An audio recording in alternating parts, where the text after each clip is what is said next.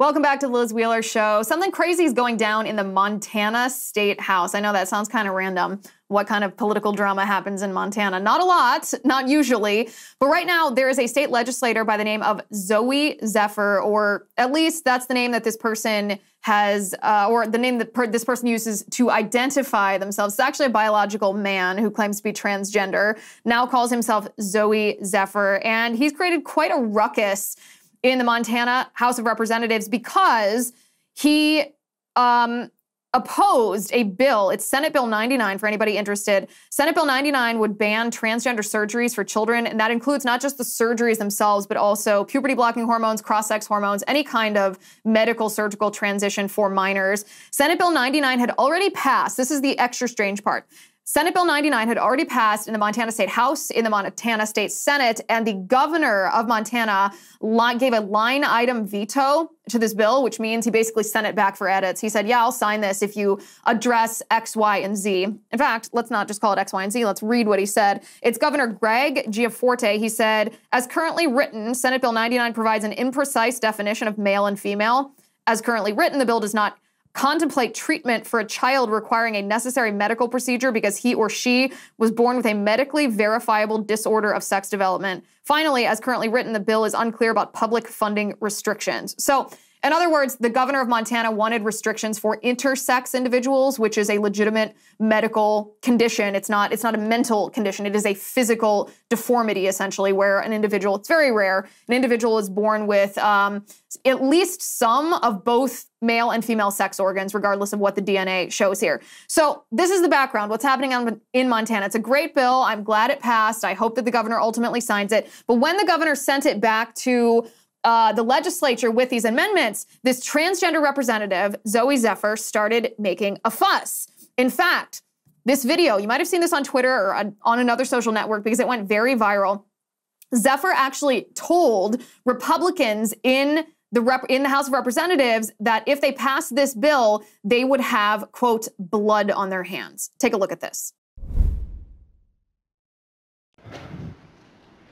And the only thing I will say is if you vote yes on this bill and yes on these amendments, I hope the next time there's an invocation, when you bow your heads in prayer, you see the blood on your hands. So that's pretty obviously a violation of the decorum of any house, any deliberative house. But then when the vote actually happened, Zooey Zephyr participated in a raucous, disruptive disruption of the process of the House. And I'm going to show you that video in just a second, but we are going to dive all the way into who this transgender individual is, what's the background, and where did this person come from? Because until 2019, there was not a footprint on the web anywhere for Zooey Zephyr. So let's get to it.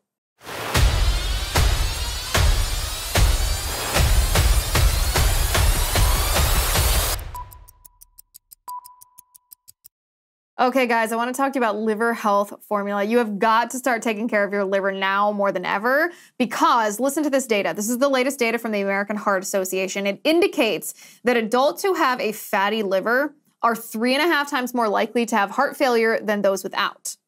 As if that's not bad enough, the American Liver Foundation says that 100 million Americans have fatty liver, which means, you do the math, that's a lot of us who are at risk. We throw everything at our livers: cholesterol, alcohol, toxins, statins, cigarettes. That's why so many of us have a sluggish, fatty liver that makes us gain weight and lose energy. For decades now, your liver helped you with over 500 key functions every day. It is time you help your liver.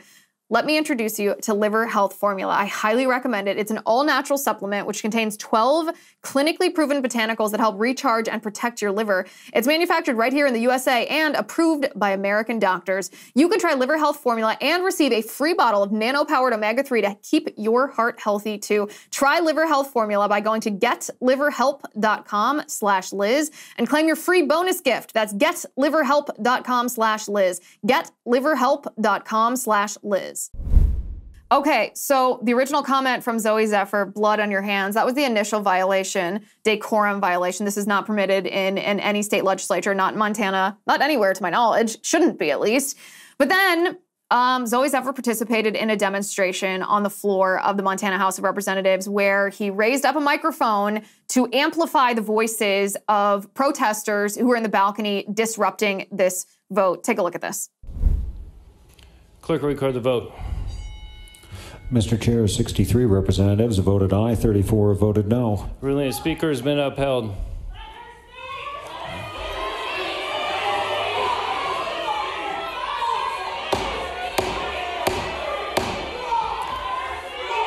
Guests will come to order. Our guests will come to order.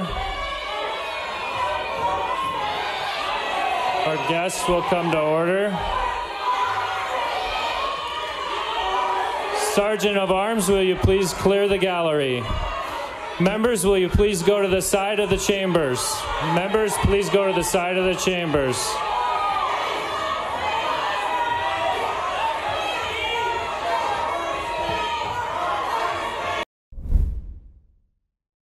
You can see Zephyr right there in the middle, standing in that striped dress, holding that microphone up. This, by the way, was about a different bill. This was about parental notification laws. If your child's in school and transitioning, whether you as a parent have a right to access that information or whether the school is allowed to just trans your kid without your knowing. So as a result of these behaviors, the Montana State House of Representatives censured Zephyr and actually prohibited Zephyr from participating in debate on the floor of the House for the rest of the session. Now, the rest of the session is like one more week. We're right at the end of the session.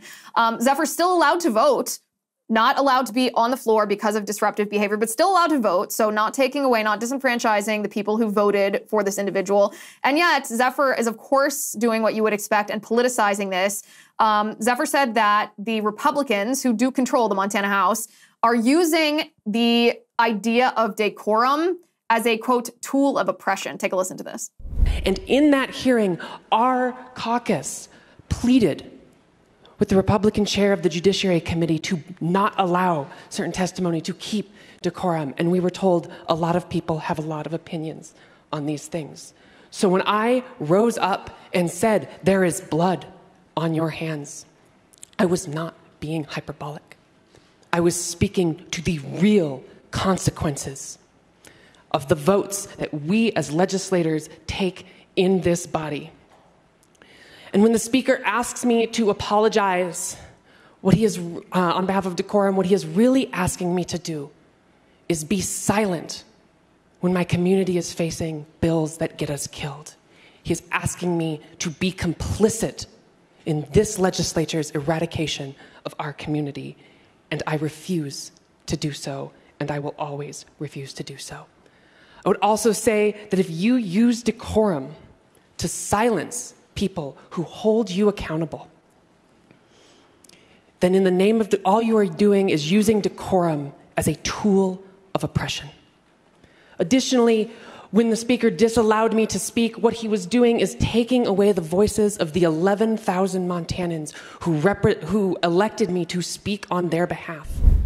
Literally every single thing he says right there is patently false. In fact, fun fact, the Dutch studies, which were the studies that that the Dutch conducted that underpin the gender-affirming model, there was actually an 18-year-old young man who died undergoing these transgender surgeries. So you want to talk about blood on your hands. You want to talk about actual death. You want to talk about harm to transgender bodies. Let's talk about that. Let's talk about these transgender surgeries. But of course, not one to let a political opportunity go to the side. Zephyr, tweeted this picture. I want to show this picture on the screen. This is Zephyr outside of the hearing room.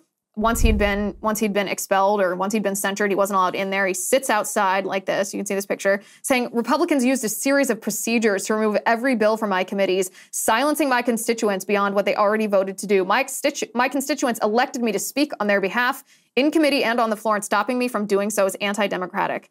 Actually, the one disrupting the democratic procedures is Zooey Zephyr. Now Zephyr has announced that he is suing. He says, I'm suing. The recent actions violate my First Amendment rights as well as the rights of my 11,000 constituents to representation. Montana's state house is the people's house, not Speaker Rieger's, and I'm determined to defend the right of the people to have their voices heard. Again, Zephyr is allowed to vote, just not to be on the floor because he abused the privilege of being on the floor by disrupting procedures.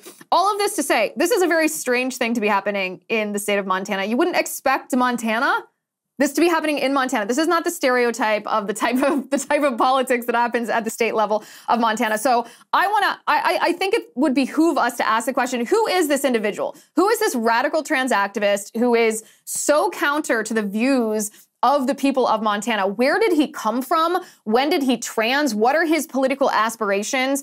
And joining me now to unpack this is Claremont Institute fellow Jeremy Carl. You can find him on Twitter at JeremyCarl4, at JeremyCarl4. Jeremy, thanks for joining me. Thank you so much, Liz, for having me on. All right, Jeremy, you had a couple of really great, very viral threads on Twitter digging into the background of Zooey Zephyr. So let me just pose this question to you, very open-ended. Who on earth is Zooey Zephyr? Well, that was really what got me interested. I mean, this is not typically, I'm not an investigative journalist. I'm normally kind of, aiming to kind of look at a little bit higher level issues in politics. But I am a Montana resident, and I was watching kind of the kind of hagiography of this particular individual by the press, and nobody was even asking the most basic questions, either in the state or national media, about who is this person and what did they come from. And so I started doing some digging. And what I found out, and you alluded to this in your open, was that Zooey Zephyr didn't even exist until 2019. He, before that, was a man named Zachary Rash, who had grown up in Billings, Montana, and in Washington State. And had then eventually moved to Missoula, kind of worked in some marketing jobs, worked at the University of Montana, and had some kind of very peculiar and upsetting things in his background and things that he shared. And I put some of those in the thread and said, is this really the sort of person that we want representing us? So tell me what you found. I mean, so Zachary Rash is the birth name of this individual. He was obviously born a boy. I mean, you can honestly tell by looking at him, he doesn't look like a girl. But he wrestled in high school. He wrestled as a male, and he wasn't actually present in the state of Montana on Election Day, correct? Where was he? No, he was flying to New York City to have wound treatment, essentially. I mean, he would call it something else, but wound treatment for his neovagina, for lack of a better term, the wound that had opened up when they removed his natural genitalia. So he was there. He said he was trying to make it back by evening. I don't know if he actually did make it back, but he was off in New York City for at least some of Election Day. When and why did this person become trans? Well, it's not clear. And I mean, I think the orthodox theory that would be most common is there's sort of two different types of people who identify as trans. And there's a book called The Man Who Would Be Queen that came out from a Northwestern University professor, psychologist named J. Michael Bailey in 2003. And at first, it actually won a bunch of like Lambda, gay book awards, and everybody said it was great. And then the trans community, which was much smaller back then, but still obnoxious, flipped out at this guy. And so, it kind of became a non-book. But essentially, it finds two different things. People who were, at least among males, who were very, very feminine boys from an early age and kind of go in that direction. That's category one. Category number two, and I want to stress, I don't know. I've never treated Zooey as a patient. I don't know him personally. But I'm just speculating based on what I think is good evidence from this book and other researchers who've looked at this, are essentially males who often do very stereotypical male things growing up. They are wrestlers, they're not people who you would associate as being feminine. And they develop what's called autogynephilia. In other words, they become sexually aroused at the idea of themselves as a woman.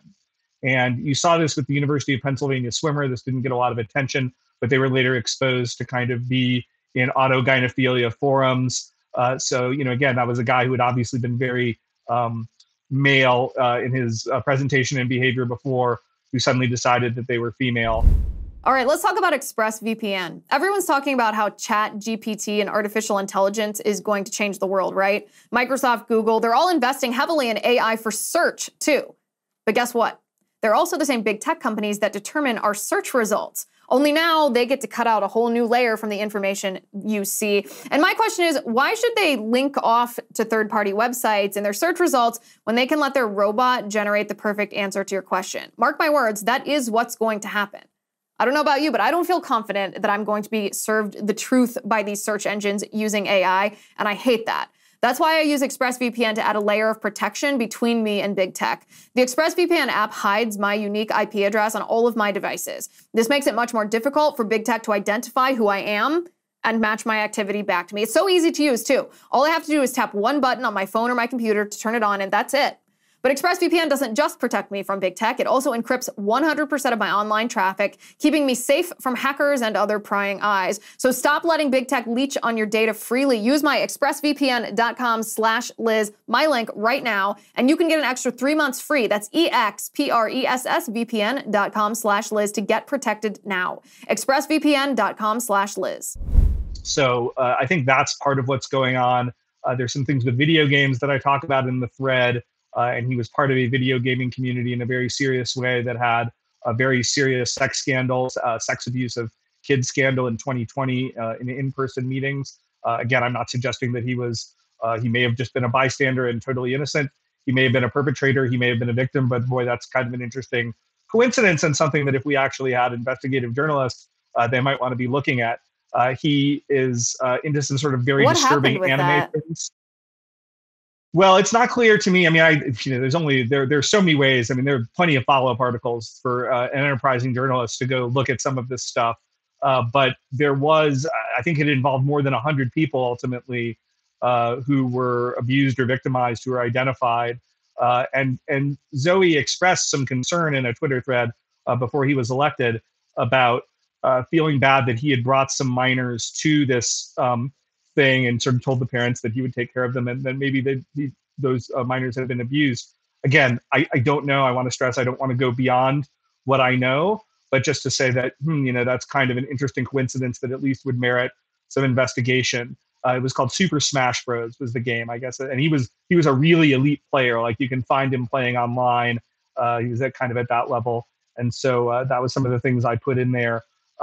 Additionally, he sort of had some interesting interests in kind of semi-pornographic anime that he had posted on his Twitter. And again, that's something that is often associated with, kind of a variety of gender dysphoria issues and other things. It's kind of a gateway into transgenderism commonly. Yeah, I wonder why that is. I'm not an anime fan. I've never really watched it, but that seems to be increasingly more common that these people who later in their lives, as they are a little bit older, not like young children, these people that are in maybe their 20s and 30s and suddenly come out as trans, like Mr. Beast. Remember that YouTuber, Mr. Beast, his sidekick came out as trans. And likewise, we saw on Twitter that was posting all kinds of weird anime things, including, like you said, I would call it fully pedophilia pornography, like pornography that is fetishizing children, which is the most grotesque thing possible. I wonder what it is about anime. Yeah, and again, that's correct. And I mentioned that in my longer article, which I linked from the Twitter thread. And again, I don't want to overstate my brief. There's plenty of normal people out there who like anime. It's not that if you like anime that you're automatically some person who's going to become transgender or pedophile. But there is clearly a correlation there, and it's I think sort of symptomatic of people who also are really, really online. And people who are all the time online, particularly as youth, as Zach seems to have been, Zach Zooey, and his partner, Tony Aaron Reed, that is a huge risk factor for kind of getting into these weird communities and putting yourself at risk. Yeah, I want to talk about who Zooey Zephyr is dating in just a second, but talk to me about his family life a little bit as well. I believe that there was some significant problems there too. Yeah, and again, I didn't get into this too much in my article because my goal with none of this. First of all, I want to say I think both Tony and Zooey / Zach, they are right now particularly. I think they're being perpetrators of abuse, which is why I'm speaking out against it. But they're also victims, and they are victims before they're perpetrators. And I think that unfortunately, this is a pattern that we see with lots of types of abuse, where victims sort of become perpetrators over time. So again, it's not based on absolute knowledge, but I've seen that pattern, and certainly what they've done is so unhealthy that I can't help but view them for themselves as victims.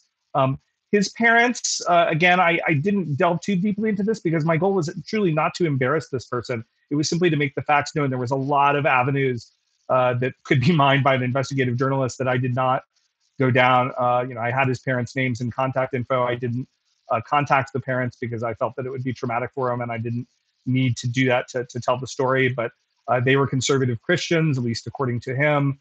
They did not accept his transition and at all. And so that obviously led to some interpersonal difficulties at home. And this person that he's dating, another individual who identifies as transgender, calls himself Aaron Reed, although his birth name was Anthony Reed, is, to my understanding, a fairly prominent transgender activist.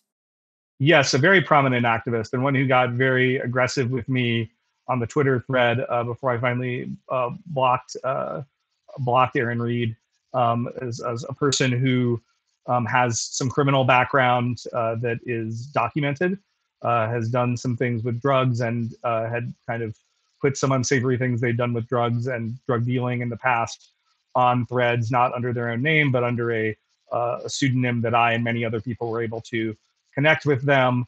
There were a number of disturbing behavioral things. And again, this person is, I think they've got 150,000 Twitter. I mean, this is a very prominent person in the community. And I think this sort of speaks to, I mean, why I knew I could investigate this and find something is they always want to tell this story of, oh, you know, I was just a boy and, you know, but I was really a girl and I just was kind of a normal girl inside. And now I transition and I'm happy as a girl. When you look into it, it's almost invariably never that. There's all sorts of weird things with fetishes and, you know, other sorts of criminal behavior, other kind of things that are really the hallmark of, unfortunately, disturbed individuals. And I don't say that with any joy. I'm not trying to be mean to these people, but that's right. just the fact of what these are. Right. That's objective reality, and sometimes the most compassionate thing you can do is speak reality, even if it's difficult for some people to hear. So what's going to happen in the Montana House, in the Montana Senate? What's going to happen to these bills? What's going to happen to this individual? The session's almost over. Yeah. Well, so the good news is either a day or two ago, Governor Gianforte actually did sign the bills. And so they've been passed. Montana kids are protected. That's really great. It was a heated debate. Now we do have a supermajority, not just a majority of Republicans in both houses of the legislature. So it's a very conservative state. And a lot of people were like, how did somebody like Zooey Zephyr get elected in Montana? Well, we have 11,000 person House district. So even in a very conservative state, Missoula is the most liberal city in Montana. He's in a liberal part of Missoula and was able to get elected from there. There was actually also another non-binary identifying individual from Missoula who was also elected to the state house at the same time as Zooey Zephyr. You haven't heard almost anything from that person because they were not disrupting the proceedings of the legislature. And this is not about Zooey Zephyr's identity. It's about Zooey Zephyr's behavior. And so that was what was sanctioned, not contrary to what Zooey Zephyr was saying on the floor. Yeah, I think that's actually the most important point to make tonight is that the behavior was what caused censure, not the identity. It's the behavior. It's showboating. It's intentional behavior. He did this deliberately because he wanted to get the exact attention that he is receiving. And when he receives this attention, unfortunately for him, I suppose, his background is going to be dived into because it is important to our political dialogue. When someone in a position of political influence is leveraging their identity to force that identity on us, and in this case, on children, or at least that's what he wanted, we are certainly going to dig into it. Jeremy Carl, thank you so much for the reporting. Thank you for joining me tonight. I really appreciate it. Thank you. It's a pleasure to be on. Guys, you have to get For Patriots. China already screwed us over once with COVID. I do not want it to happen again. The Chinese Communist Party is doing something really shady. Right now, they are hoarding massive amounts of food. I'm talking 2/3 of the globe's corn reserves, over half of its rice, and over half of its wheat. But when they're asked about it, China just does what China does. China lies. But why are they doing this? Well, because China thinks that we are on the verge of a global food shortage, and China is the world's #1 food importer. They rely on us, the rest of the world, to keep their people fed, so they literally cannot afford to mess up, or what are they going to face? Riots, civil panic, maybe even worse, when their people, over 1 billion people, can't eat. So what does this mean for you and for me? 2 words. Food shortages. They are coming here to the United States. That's why you must stock up on 4 Patriots survival food. I highly recommend you begin your own stockpile of 4 Patriots survival food kits. The kits are compact, they stack easily, they have different breakfasts, lunches, and dinners, and right now you can get 10% off your first purchase of 4 Patriots survival food by typing in my code Liz at checkout. Just go to 4patriots.com, use my promo code Liz to get 10% off your first purchase of 4 Patriots survival food. That's 4patriots.com, promo code Liz. All right, guys, it's Friday, so let's check the mailbag. What have we got here? By the way, if you want to leave a comment for me, if you want to ask me a question for the mailbag, you can go to lizwheelershow.com/locals. lizwheelershow.com/locals. This is an exclusive privilege just for VIP supporters to ask any question, and this happens on a weekly basis, so go to lizwheelershow.com/locals. Our first question from the mailbag today is from Joe Mo XX88, who says, this is a funny question, do you and your staff do concealed carry? Joe, I'm not going to betray our security procedures because that would reduce their efficacy, but let me just tell you, I, as an individual, believe that it is my responsibility as an adult and as a citizen to fully protect myself and to be confident and competent in the use of a firearm should that necessity arise. And my team, my staff, my studio, we do everything necessary to protect everyone involved in the production of this show. So I'm not going to answer that question directly because I don't know what kind of creeps and losers are also listening to this show. I don't want to betray any of the details of our security detail, but rest assured, we are very well protected. We are very secure. We are very safe. Hope that answers your question. All right. Sometime I'll tell you the story about, no, maybe I'll tell it to you now. I'll tell you the story about the time that when my husband and I were dating, he's former military, he was Navy. He was in the Navy at the time. He took me back to his hometown for the first time, and we went shooting at this shooting range that was like not a very official shooting range. It was more like this little clearing in the woods where at the very end were like targets and stuff. But it was outdoor. It was very unofficial. There was no one running it. You just had to be part of the shooting club of the town to be able to use it. And let's just say I won the contest that we had. I won that contest. We were using Glock 19s, and I won that contest. So you can ask him. You can verify this. You can verify this story. This is absolutely true. Absolutely true. I'm very proud of it. And while that was nearly 10 years ago, as you can imagine, I don't let him live that down even to this day. The one and only time that I defeated him at that contest, but very proud of that. Okay, next question is from Amy B. Amy says, what are your top 3 issues for the 2024 election, and who do you think would be best suited for the job, whether they have officially declared or not? Well, let's take the first half of that question first. What are my top 3 issues for the 2024 election? And it's actually hard for me to narrow it down to 3 issues. I would say my number 1 issue is Marxism. Marxism comes in several forms. It comes in the form of queer theory, the transgender ideology that's being indoctrinated into our kids, that's infiltrated our institutions, from our schools to our medical community to the government. It's destroying children, and we should stand against it because of the children who are being destroyed. We should stand in defense of those children, but we should also stand against it because the ultimate goal of queer theory, of the Marxist transgender ideology, is the destruction of our nation. Marxism also comes in the form of critical race theory. It's the same thing. It assaults particularly children, white children, black children, telling white children that they are racist because of the color of their skin. Black children, they're oppressed inherently because of the color of their skin.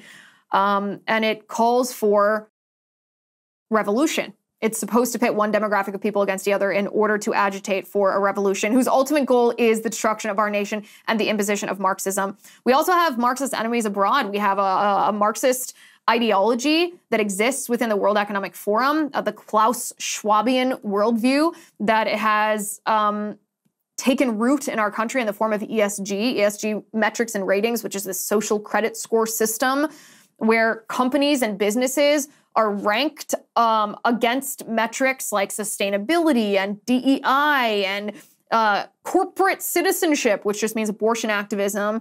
And if companies don't get a rating high enough, then they can face discrimination in the marketplace. They can, from banking institutions and investment firms, they can be denied access to loans or good rates for these loans.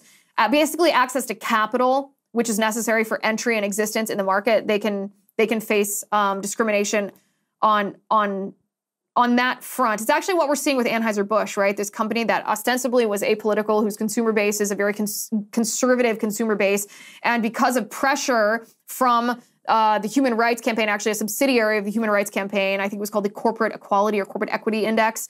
I assume Corporate Equity Index.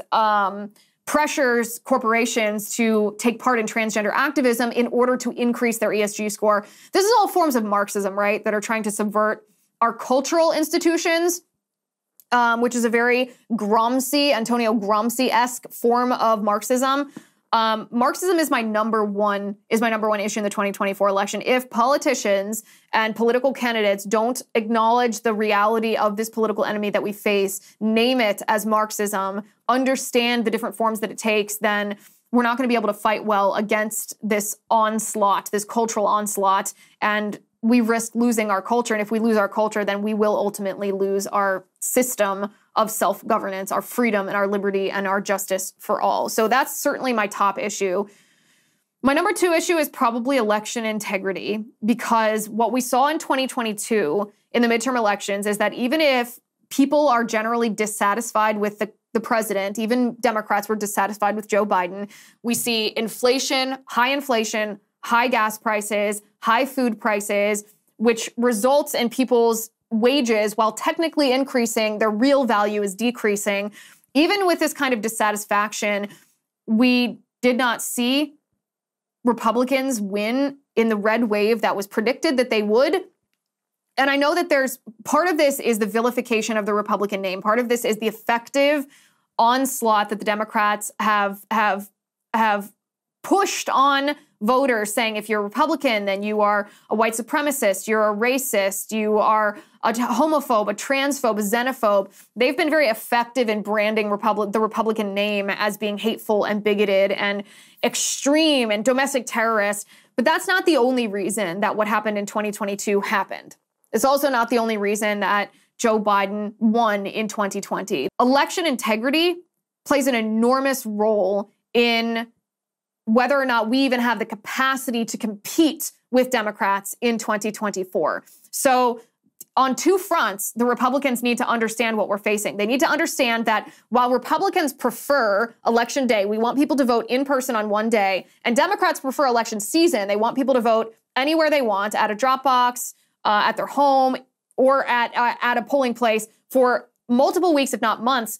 We cannot surrender competing with the Democrats during election season just because we prefer election day. If we don't build the apparatus to compete during election season while we are simultaneously advocating for voting to be constrained to election day, then we are going to lose to the Democrats, who have used this entire election season to specifically target individuals that they believe are more likely to vote Democrat, and then curry those ballots back to polling places, basically collecting votes. We're going to lose. So if we don't understand the apparatus part and compete with an apparatus for election season while making sure that states and localities are adhering to the law when it comes to the procedures surrounding the elections themselves, then we don't even have a chance of competing with Democrats, and we're not going to win no matter who our candidate is, how popular they are, or how well they understand the Marxist cultural attack that we are facing. Those are my top 2 issues. My third issue, I cannot decide whether it's a repudiation of all of the COVID policies that were imposed on us, from vaccine mandates to mask mandates to lockdowns to school closures. If you thought that COVID lockdowns and the like were justified, if you believe that vaccine mandates are something that a federal government should be involved in, or a state government has the authority, the power to do, then I don't want to vote for you. If you believed in some of those things at the beginning and then you realized what a horrible mistake it is, what an abuse of power it is, and openly apologize for taking part in it, I'll think about it. But I cannot stomach a candidate who still pushes the COVID vaccines, who justifies the COVID lockdowns for any reason, who thinks the masks were the slightest bit effective, or who stands by any of the other policies that were a blatant violation of the power of our elected representatives and our governors, state level, and then our federal legislature, or not even the legislature, it's really Biden's administrative state, his executive agencies, in any way, shape, or form. So those are probably my top 3 questions. If you remember, this was from episode 275, so a little bit back now. Right after Nikki Haley announced her candidacy for the Republican primary, I did an episode titled 20 Questions for Nikki Haley, and my intention was, and continues to be, I'd like to interview all of the Republican candidates in the primary. I'd like to ask them all these 20 questions. I did it with Vivek Ramaswamy. He's the only one, by the way, who agreed to come on my show and answer these 20 very difficult questions. They're very hard questions. I ask them in good faith. I'm not trying to trap anybody. I'm not trying to trick anybody, but they are questions that help us, you and I, discern whether a candidate has the judgment that it takes and the understanding of the political enemy that we face that would enable him or her to fight well against it. None of the other candidates have yet to accept my invitation. In fact, some of them are actively dodging my invitation because these questions are very difficult. But aside from those top 3 issues that I mentioned, some of the other things that are extremely important to me for a candidate for president. This is why I'm sitting here and I'm not trying to dodge the Trump versus DeSantis question. I'm not trying to be coy about it. I'm not trying to be uncontroversial. You know that's not my style. I don't know who I'm going to vote for in the Republican primary. I truthfully have not decided yet because I want answers from candidates for these questions before I make that decision. So in addition to Marxism, electioneering, and COVID, I want to know on a scale of 1 to 10, how serious of a problem do the candidates believe the administrative state is? And what process would they use to dismantle the administrative state, which is just by the way, it's just technocracy. It's not part of our Constitution.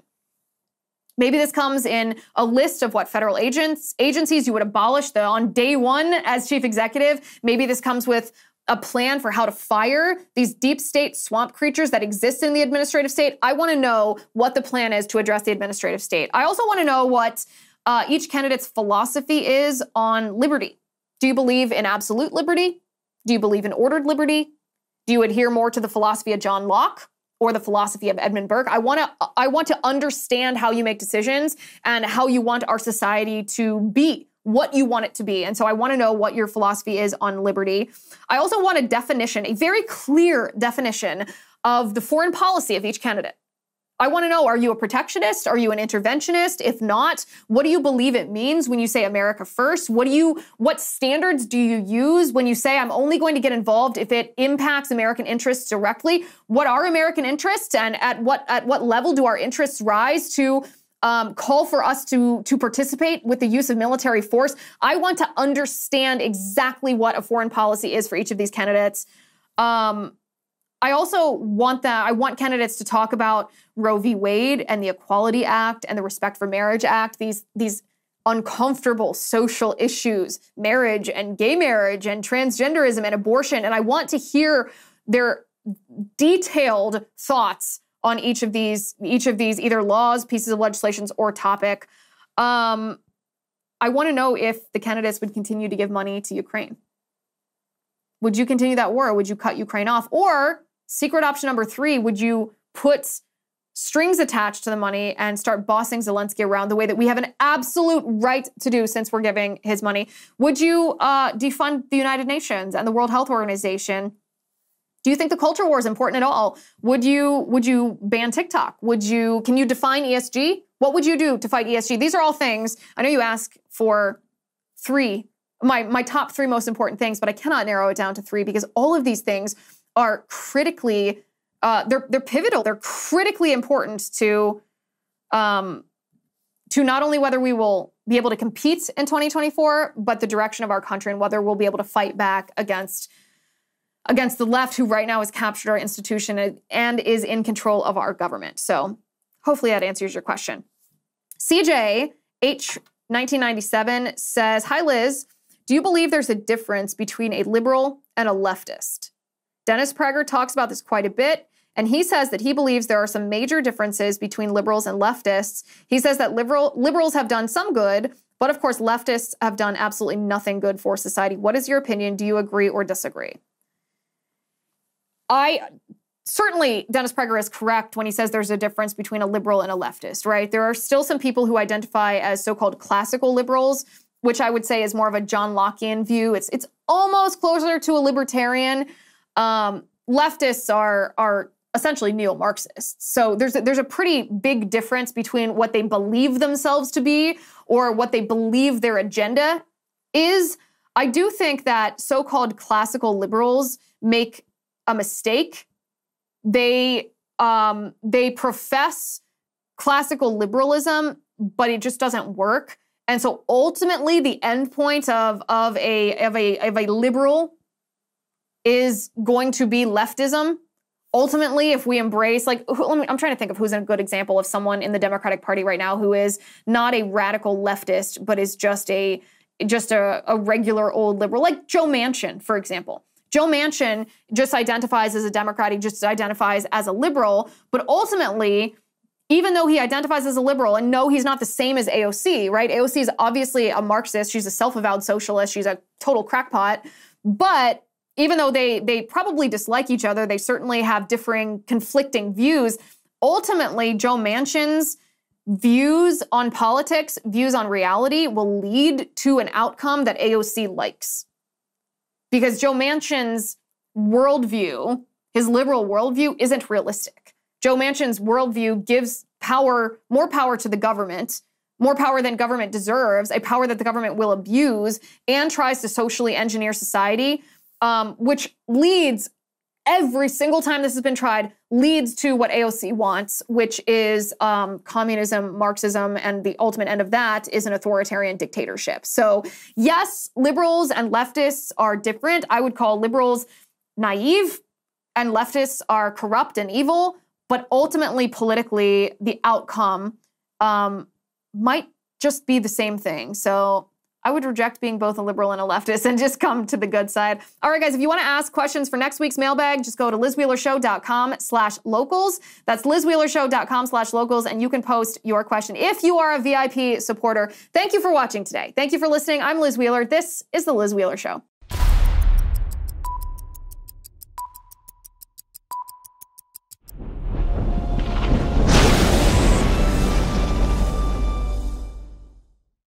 If you haven't already, give this video a thumbs up, hit the subscribe button below, and ring the bell to make sure you never miss a video.